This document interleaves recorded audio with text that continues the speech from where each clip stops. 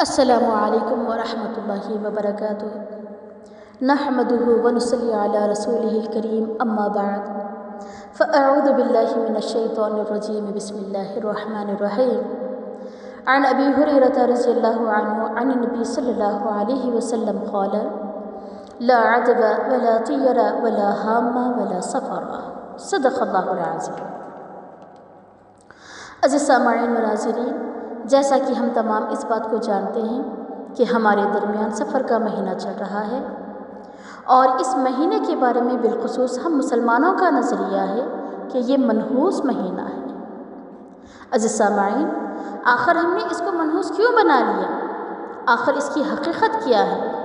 کیا کبھی ہم نے جاننے کی کوشش کی ہے؟ اگر ہم جان بھی لیں تب بھی ہم کہتے ہیں کہ ہاں یہ مہینہ منحوس ہے، جبکہ آقا صلی اللہ علیہ وسلم کا فرمان عالی شان ہے کہ سفر کے مہینے میں کوئی نحوست نہیں ہے۔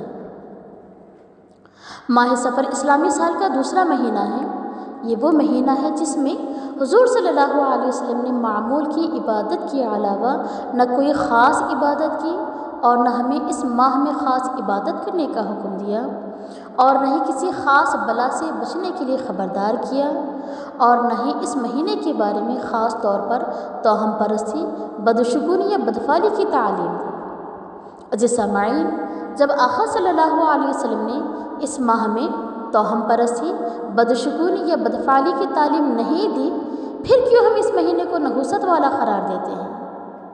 آئیے دیکھتے ہیں کہ اس مہینے کو کب سے منحوس قرار دیا گیا، اس مہینے کو کب سے نحوس جانا جانے لگا، آخر اس کی ابتدا کب سے ہوئی۔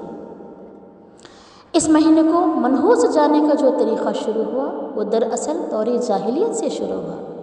اس طرح کہ حرمت والے 4 مہینے رجب المرجب، ذی القعدہ اور ذی الحجہ اور محرم الحرام، کہ ان مہینوں میں لوگ جنگ و جدال، قتل و غارت گری، لوٹ مار، رہزنی سے باز رہتے تھے، یعنی رکے رہتے تھے، اور انتظار کرتے رہتے کہ یہ پابندیاں کب ختم ہو جائیں گی، یعنی یہ مہینے کب ختم ہو جائیں گے اور کب ہم اپنے گھروں سے باہر نکلیں گے اور لوٹ مار شروع کریں گے۔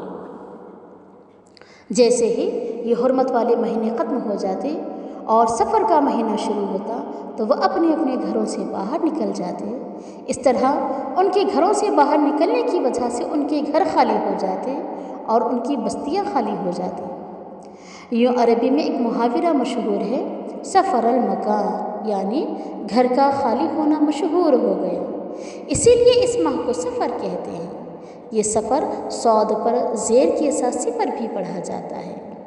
عزیز سامعین، جب انہوں نے دیکھا کہ اس مہینے میں لوگ قتل ہوتے جا رہے ہیں، گھر برباد اور خالی ہوتے جا رہے ہیں، تو انہوں نے اس مہینے سے یہ بدشگونی لے لی کہ یہ مہینہ ہمارے لیے منحوس ہے، جبکہ آقا صلی اللہ علیہ وسلم کا فرمان ہے سفر کے مہینے میں کوئی نحوست نہیں ہے۔ عزیز سامعین، اسلام سے قبل لوگ اس ماہ کو منحوس سمجھتے تھے، لیکن رسول اکرم صلی اللہ علیہ وسلم نے اس کی توہم پرستی کی تردید فرمائی اور ارشاد فرمایا کہ سفر کے مہینے میں کوئی نحوست نہیں ہے اور اس ماہ کی نحوست کی کوئی حقیقت نہیں ہے۔ جیسا کہ صحیح البخاری میں مذکور ہے، حضرت ابو ہریرہ رضی اللہ عنہ ارشاد فرماتے ہیں، آقا صلی اللہ علیہ وسلم نے ارشاد فرمایا، چھوت چھات کی کوئی حقیقت نہیں ہے، بدشگونی کچھ نہیں ہے، بے چین بد روح کی کوئی حقیقت نہیں ہے، اور سفر کا مہینہ منحوس نہیں ہے۔ عزیز سامعین، جبکہ ایک مسلمان کی سب سے بڑی ذمہ داری یہ ہے کہ وہ آقا کریم صلی اللہ علیہ وسلم کے بتائے ہوئے طریقوں کی اتباع کرے، کہ اسی اتباع میں اس کے لیے دنیا اور آخرت میں کامیابی اور بھلائی ہے۔ حدیث مبارکہ سے یہ بات واضح طور پر سمجھ میں آتی ہے کہ کوئی مرض متعدی نہیں ہوتا، نہ بدفعلی ہوتی ہے، نہ الو کے بولنے سے کوئی نحوست آتی ہے، اور نہ ماہ سفر میں کوئی نحوست ہے، بلکہ ہم نے اور ہمارے اعمال بد نے ان میں بدشگونی اور بدفعلی کو پیدا کر دیا۔ دراصل نحوست تو گناہوں میں موجود ہے۔ آج بھی اس مہینے کو منحوس جاننے والے، منحوس تصور کرنے والے لوگ اس مہینے کو مصیبتوں اور آفتوں کے اترنے کا مہینہ تصور کرتے ہیں، جبکہ آقا صلی اللہ علیہ وسلم نے ان تمام دور جاہلیت کی بے جا خیالات اور بے جا سوچوں کی تردید فرما دی، یعنی ان ساری چیزوں کو رد فرما دیا۔ عزیز سامعین، آئیے دیکھتے ہیں کہ سال میں کل 12 مہینے ہوتے ہیں، جس میں شمسی مہینے بھی شامل ہیں اور قمری مہینے بھی شامل ہیں۔ ایک مہینے میں 30 دن ہوتے ہیں، ہفتے میں 7 دن اور ایک دن میں 24 گھنٹے۔ کیا ان میں سے کوئی مہینہ یا کوئی دن یا کوئی گھنٹہ شریعت اسلامی میں منحوس قرار دیا گیا؟ ہرگز نہیں، سب کے سب اپنے اپنے مقام پر بہت ہی اہمیت و فضیلت کے حامل ہیں۔ ہاں، البتہ کچھ مہینوں کو فضیلت حاصل ہے، جیسا کہ رمضان المبارک کا مہینہ۔